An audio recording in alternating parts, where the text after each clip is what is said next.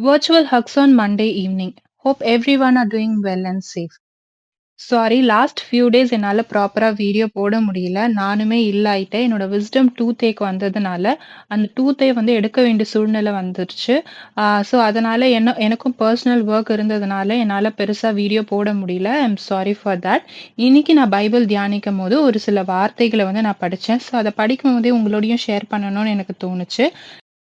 Proverbs chapter 6, 17-19 words. தேவன் வெறுக்கிற 7 காரியங்கள்.